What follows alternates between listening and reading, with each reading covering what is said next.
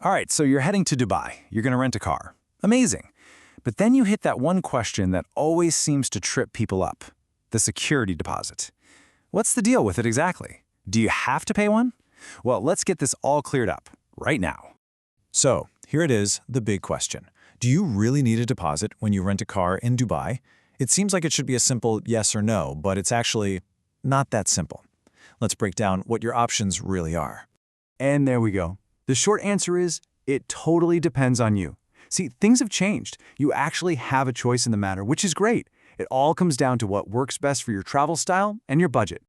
Okay, first up, let's talk about the traditional deposit.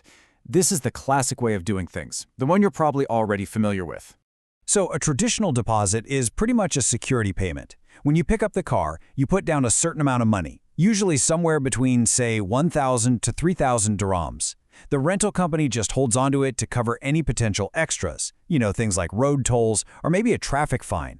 And once you're done and the car's back in one piece, that money gets returned right back to you. It's a pretty simple cycle, right? You pay the deposit, you go enjoy your drive around Dubai, and then when you bring the car back, they do a quick check. If everything's all good, you get your deposit back. It's a tried and true system. Just keep in mind, getting that refund isn't always instant. It can sometimes take a couple of weeks, maybe 14 to 21 days, to show up in your account. But what if you don't want to have a big chunk of your vacation money tied up? Well, that brings us to the modern alternative, an option that's all about flexibility. So here's how the no deposit plan works. Instead of that large, refundable deposit, you just pay a small, non-refundable service fee up front. That's it. Then, any of those extra charges we talked about, like tolls or fines, they just get added up and you settle the bill when you drop the car off. It's kind of like a pay-as-you-go for car rentals.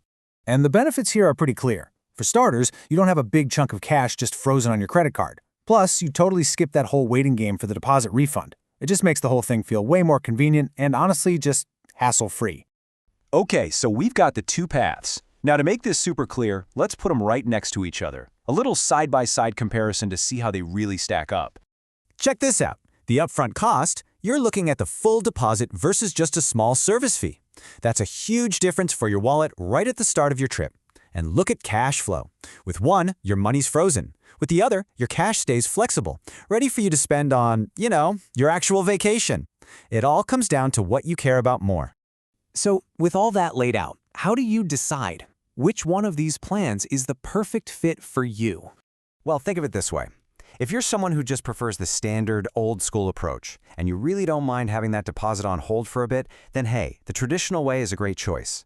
But if you're all about keeping your cash free and want things to be as convenient as possible, then the no deposit plan is probably calling your name. And really, this says it all. There's no right or wrong answer. There's no better option. Both ways get you a car and a smooth rental experience. It's just about picking the one that feels more comfortable and makes your trip easier for you. So there you have it. The deposit dilemma is officially solved. You've got the options, you know how they work, and you can pick the one that's perfect for your trip. So with all the boring money stuff out of the way, there's really only one question left. Now that your car is sorted, where are you going to drive first?